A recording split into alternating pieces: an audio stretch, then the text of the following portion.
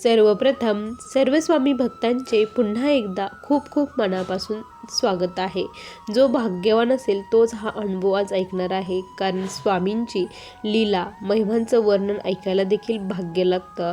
स्वामी भक्तांनो, हा अनुभव ऐकताना प्रत्येक स्वामी भक्ताचं हृदय आज भरून येणार आहे, कारण ज्यावेळेस मी हा अनुभव ऐकला त्यावेळेस आपोआप माझ्या डोळ्यातून अश्रू आले. कारण कितीही अगाध लीला स्वामींची आहे.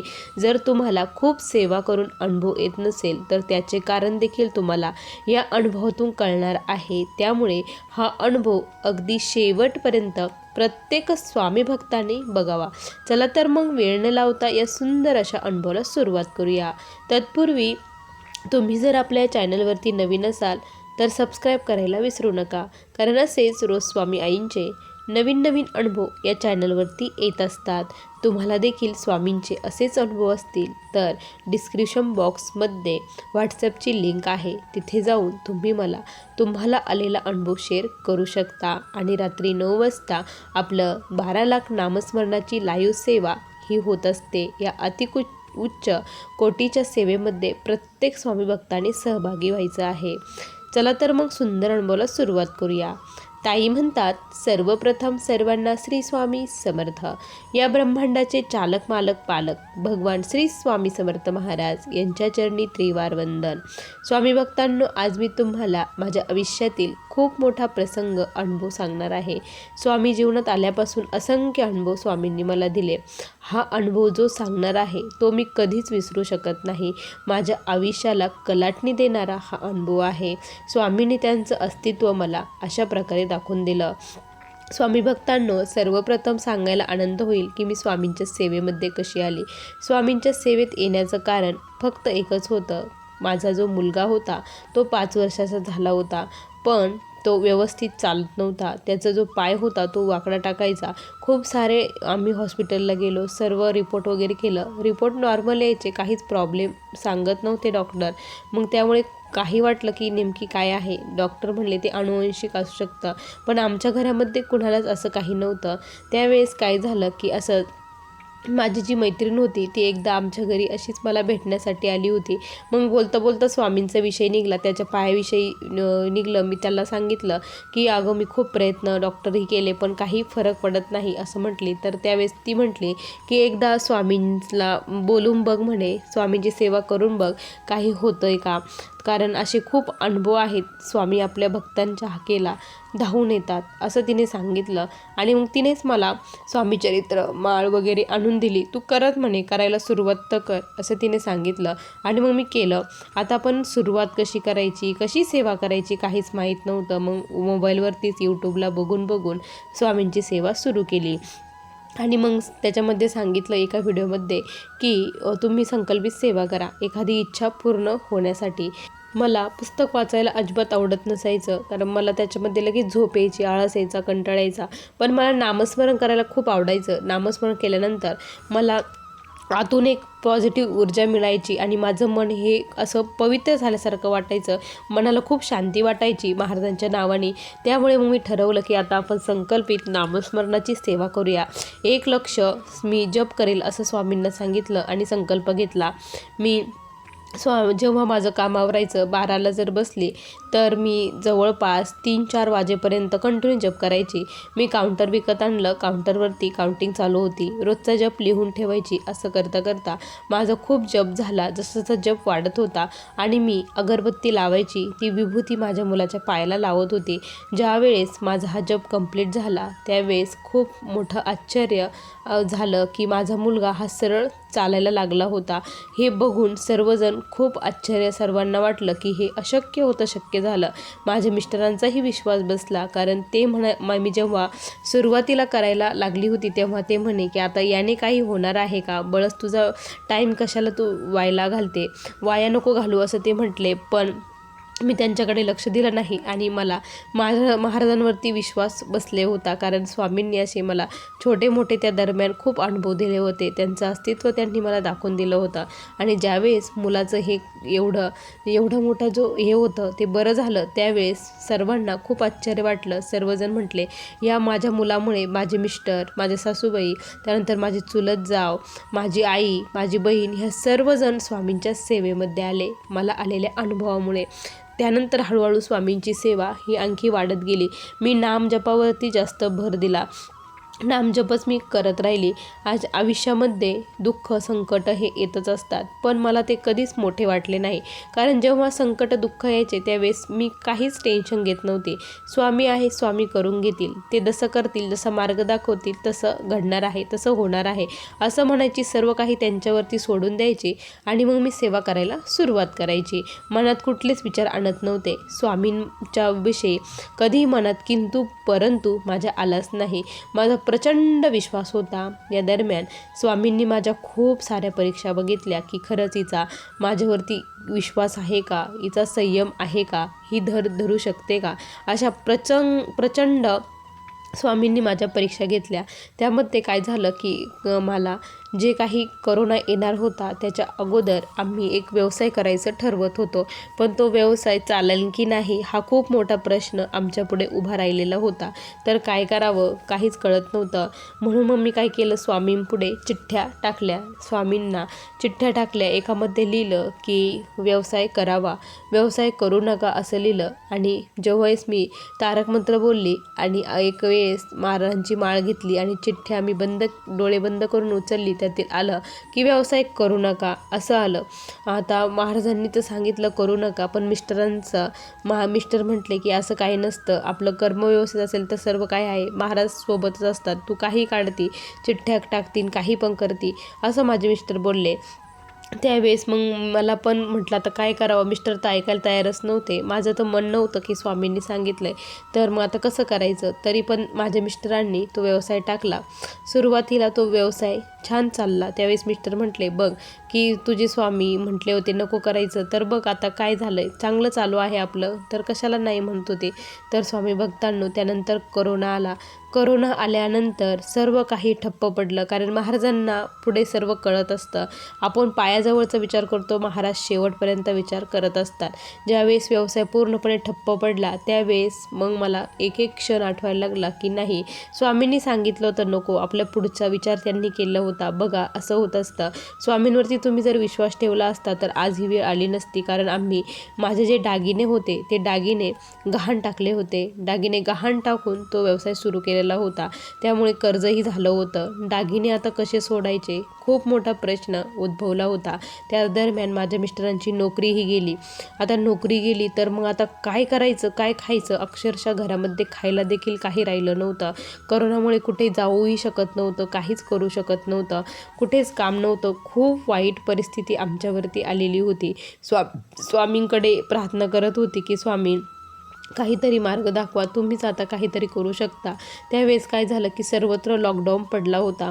2018-19ला ज्यावेळेस लॉकडाऊन पडला, 20 साली ज्यावेळेस लॉकडाऊन पडला त्यावेळेस पहिल्या लॉकडाऊनमध्ये आता आम्ही काय करावं काहीच कळत नव्हतं. त्यावेळेस आम्ही पुणे येथे राहत होतो. आता इथे काहीच नसल्यामुळे आम्हाला गावी जाणे भाग पडलं होतं. आता गावीच जावं लागेल, दुसरा काही पर्यायच पुढे राहिलेला नव्हता, कारण मिस्टरांचा जॉबही गेलेला होता. मी खूप डिप्रेशनमध्ये होते आणि गावी जाण्यासाठी देखील गाड्याही काही नव्हत्या आणि आम्ही जिथे राहत होतो तिथे रेंटनी राहत असल्यामुळे आता हे सामान जर इथं ठेवले तर हे देखील आपल्याला रेंट देखील द्यावं लागेल. मग काय करायचं, सामान घेऊन जाणं ही शक्य नव्हतं, कारण गाड्याही भेटत नव्हत्या. काय करावं काहीच कळत नव्हतं, कुठंच मार्ग सापडत नव्हता. मग स्वामींनाच प्रार्थना केली की तुम्ही काहीतरी मार्ग मला दाखवा. म्हटलं स्वामी काहीतरी करा, असं की मी काय करू, मला काहीच कळत नाही आहे. तर त्यावेळेस काय झालं की आमच्या सोसायटीमध्ये खाली ज्या ताई होत्या त्यांनी काय केलं की म्हणे की आपण काय करू की एक व्यवसाय सुरू करूया, त्या व्यवसायामध्ये आपल्याला जर नफा झाला तर चांगलंच आहे. कारण जे कोणी असे लोक होते की ज्यांना घरामध्ये खाण्यापिण्यासाठी काहीच नाही, त्या लोकांसाठी आपण जेवण बनवूया असं त्यांनी ठरवलं. आपण सर्व काही करू आणि ते करू. पण मी म्हटलं की सामान आणायचं एवढं कसं आणि कोण एवढं आपल्याला सामान देणार, दुकान कोण उघडणार, हेही खूप मोठे प्रश्न पुढे उभे होते. तर म्हणे महाराजांपुढे चिठ्ठ्या टाकल्या. मग त्यावेळेस पुन्हा महाराजांचा होकार आला. आता महाराजांचा होकार आला, सर्व काही चांगलं होणार असं वाटलं आणि मग आम्ही ते सुरू केलं. आमचा जो दुकानदार होता ज्या ताईंचा, तो खूप ओळखीचा होता. तो काय करायचा, आम्हाला रात्रीच्या वेळेस जे जे सामान पाहिजे ते आम्हाला गुपचूप तो आणून द्यायचा. आम्ही त्याला फोन करायचो, तो सामान आणून देऊन ठेवून जायचा. आणि असे खूप लोक होते की जे उपासमारीने मरू लागले होते खूप सारे. त्यांच्यासाठी आम्ही डबे देऊ लागलो, डबे देत होतो. ते काहींची असं हे होतं की आम्ही पैसे देत होते, पण काही जणांकडे ते पैसेसुद्धा द्यायला नव्हते. तर आम्ही त्यांना तसेच डबे देत होते, तुमच्याकडे जेव्हा पैसे येतील तेव्हा द्या असं म्हणून आमचं ते खूप चालू लागलं. आणि त्यामुळे आम्हाला थोडं हातभार घरामध्ये लागू लागला. पण तेवढ्यामध्ये कसं काय होत नव्हतं. मग आम्ही काय केलं की शेवटी निर्णय घेतला की आता आपल्याला इथून जायचंच आहे, आपण गावी जाऊन काहीतरी करूया. मग आम्ही एक टेम्पो, स्वामींच्या कृपेने आम्हाला एक टेम्पो देखील मिळाला. तोही स्वामी भक्त होता. त्या टेम्पोमध्ये सर्व सामान भरलं, रात्रीचा प्रवास सुरू केला. रात्री आम्ही चाललेलो होतो, अंधारी रात्र होती, कोणीच रस्त्यावरती नव्हतं, कुठेच काही दिसत नव्हतं. माझे मिस्टर, मी आणि माझे मुलं असे चिपकून एका जागेवर असे टेम्पोमध्ये बसलेलो होतो. डोळ्यामध्ये फक्त अश्रू होते, काहीच नव्हतं. त्यानंतर काय झालं की आम्ही रस्त्यावरती जेव्हा चाललो त्यावेळेस अचानक मला माझ्या मुखामध्ये श्री स्वामी समर्थ चालूच होतं. कोणीतरी पळाल्यासारखं मला वाटलं, पण कोणी दिसत नव्हतं. मला खूप भीती वाटली की कोणीतरी इथून गेलं आहे. मिस्टरांना सांगितलं. मिस्टर म्हटले रस्ता आहे, कोणीही गेला असेल, तू कशाला एवढा विचार करते असं माझे मिस्टर म्हटले. मी कंटिन्यू महाराजांचा तारक मंत्र सुरू ठेवला. मुलांनाही सांगितलं तारक मंत्र तुम्ही म्हणा म्हणून. मग आम्ही तारक मंत्र म्हणता म्हणता आम्ही घरी पोहोचलो. पहाटे 4च्या वेळेस आम्ही आमच्या गावी आलो. त्यांनी आम्हाला घरी सोडलं. गावी आल्यानंतर मग आता काय करायचं, तर मग माझ्या जे जाऊबाई होत्या, सासूबाई होत्या, त्या म्हटल्या की तुम्ही आता राहा म्हणे, सेपरेट राहा. त्यांनी देखील आम्हाला त्यांच्यात घेतलं नाही. आम्हाला सेपरेट एक रूम दिली आणि त्याच्यामध्ये राहायला सांगितलं. मुलांचे शिक्षण पूर्णपणे बंद होते. त्यानंतर मग आता एकटे राहायचं. पण इथेही मग काय, मग मी तिथे मोलमजुरी करू लागली. मोलमजुरीच्या कामाला जात होती. माझे मिस्टर त्यांनी सुरुवातीला जॉब लागायच्या अगोदर गवंडी काम हे केलेलं होतं, त्यामुळे त्यांना चांगलं हे होतं. ते म्हटले की मी तिथे कामाला जातो. एका ठिकाणी कन्स्ट्रक्शन चालू होतं, तिथे मी जातो. पण तेही लोक आता तिथून निघून जाणार होते, कारण त्यांनाही माल नव्हता. तिथेही जाऊन ते काय करणार असं होतं. मग मी स्वामींनाच विनंती केली की आता काहीतरी करा. यामध्ये 2021-22 उजाडलं. असंच करता करता आम्ही असंच मिरची चटणी खाऊन राहिलो. स्वामींच्या कृपेने उपाशी राहिलो नाही. पण गावी आमचे प्रचंड हाल झाले. एवढे हाल कोणाचेच होऊ नये, फक्त स्वामींची साथ होती. स्वामी भक्तांनो, त्या काळात आम्हाला कोणीच साथ दिली नाही. माझ्या मिस्टरांना करोना झाला, त्यांना हॉस्पिटलमध्ये बेड मिळत नव्हता. मी फक्त स्वामींच्या आशावर होती. स्वामी सर्व करतील आणि खरंच स्वामींनी तसं केलं. त्यांना बेड मिळाला, तिथून ते सुखरूप घरी आले. कारण आमच्या गावातील खूप जण लोक एक जणांची वार्ता येत होती, हाच गेला, उद्या तो गेला. त्यामुळे मला खूप वाईट वाटत होतं. आणि आमच्या गावातील एक जो होता तो तिथे हॉस्पिटलला होता, तो देखील स्वामींची सेवा करायचा.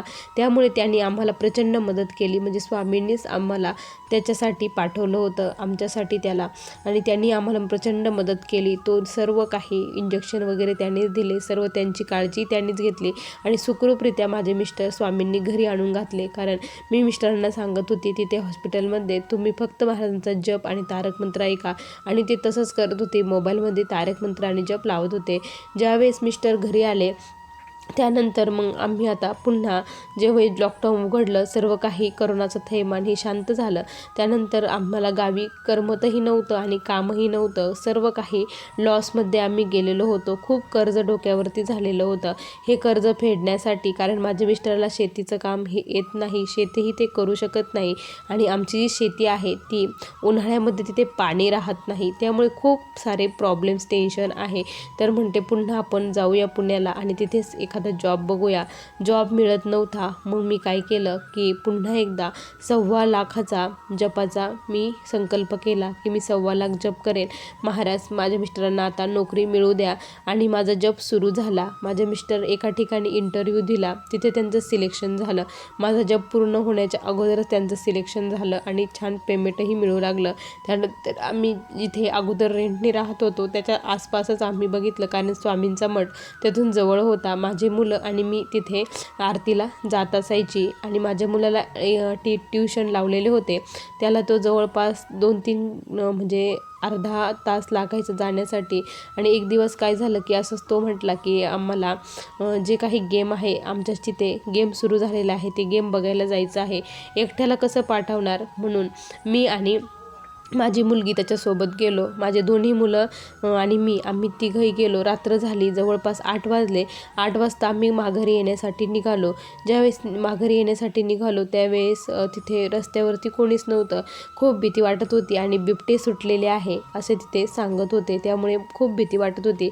महाराजांचा जप चालू होता आणि त्यावेळेस काय झालं की माझा मुलगा म्हटला की आई टॉर्च लाव. मग आता टॉर्च लाव म्हटला आणि म्हटलं आता ठीक आहे. तर म्हणून टॉर्च लावला. समोरून बघितलं तर कोणीतरी तिथे बसल्यासारखं दिसत होतं. फक्त त्याचे डोळे चमकत होते. कोण आहे काहीच कळत नव्हतं. मुलगा म्हटला आई आता तू टॉर्च बंद कर, हळू आवाजात आपण जाऊया, कोण आहे माहीत नाही, एखाद्या वेळेस बिबट्याही असू शकतो असं ते म्हटले. आणि मग आम्ही हळू आवाजात तेथून निघून गेलो आणि महाराजांचं जप, तारक मंत्र हे चालू होतं. त्यानंतर आम्ही जेव्हा पुढे आलो, आमच्या मागून म्हणजे त्या रस्त्याला कोणी संध्याकाळच्या वेळी कोणीच येत नाही, पण त्या दिवशी जोपर्यंत आम्ही अंधारात होतो तोपर्यंत आमच्या मागून एखादी ट्रक, गाडी, 4 व्हीलर येत होती. जणू काय महाराज आम्हाला रस्ता दाखवत होते, आमच्यासोबत चालले होते. आणि ज्यावेळेस आम्ही लाईटमध्ये आलो त्यानंतर पुन्हा गाड्या, आमच्या मागून कोणी एकही गाडी आली नाही. त्यावेळेस कळालं की नाही, महाराजांच्या नामस्मरणामध्ये खूप ताकद आहे. स्वामी सर्व काही करतात. स्वामी भक्तांनो, त्यानंतर मी ठरवलं की आता महाराजांना काहीच मागायचं नाही, खूप निस्वार्थ भावनेने महाराजांची सेवा करायची. मी नामस्मरण कधीही सोडलं नाही, नामस्मरण करत राहिले. त्यामुळे मी महाराजांच्या खूप जवळ गेले. मला असं वाटतं स्वामींच्या सेवेने मला जे काही मिळालं ते खूप आहे, कारण माझ्या मिस्टरांना पुन्हा जॉब मिळणं, त्या परिस्थितीमध्ये आम्ही जो जगलो ते महाराजांच्या कृपेने, कारण तिथून जगणं हे खूप मुश्किल होतं. त्याच्यातून बाहेर येणं, माझे मिस्टर जे बाहेर आले ते फक्त स्वामींच्या कृपेमुळे. आज माझा मुलगा तो म्हणजे त्याचा अभ्यासात अजिबात प्रगती होत नव्हती, अभ्यासही तो व्यवस्थित करत नव्हता. आता तो खूप छान अभ्यास करतो आणि विशेष म्हणजे महाराजांची सेवा करतो, कष्टही खूप करतो. त्याचं फळ महाराज त्याला देतात. खूप छान रिझल्ट त्याला मिळतात. आज त्याला खूप छान मार्क पडतात. म्हणलं ही सर्व स्वामींची कृपा आहे. असं वाटतच नव्हतं की माझा मुलगा एवढा सुधरेल आणि एवढे त्याच्यामध्ये बदल घडतील, कारण तो खूप म्हणजे असं नाही म्हणत का आपण की वाया गेलेले मुले अशा पद्धतीने झालेला होता, पण त्याने देखील खूप संकटातून संघर्ष केला आणि त्याच्यातून त्यानेही सीख घेतली. कारण जे काही आयुष्यात घडतं ना ते चांगल्यासाठीच घडतं, काहीतरी शिकून जातं. असं याच्यासाठीच आपल्या आयुष्यामध्ये दुःख येत असतात. महाराज खूप परीक्षा बघतात पण साथ देखील देतात, सामर्थ्यही देतात. आलेल्या संकटाला साथ देण्याची ताकद फक्त महाराजांची असते. गुरुबळ जर पाठीशी असेल तर कुठेच काहीच कमतरता पडत नाही. स्वामी भक्तांनो, असे मला आलेले हे स्वामींचे अनुभव होते. श्री स्वामी समर्थ. बघा स्वामी भक्तांनो, किती सुंदर अनुभव आहे. तुम्हाला हे अनुभव कसे वाटले नक्की कमेंटमध्ये कळवा. पुन्हा भेटूया अशा सुंदर अनुभवासोबत. तोपर्यंत सर्वांना श्री स्वामी समर्थ. जय जय स्वामी समर्थ. श्री गुरुदेव दत्त.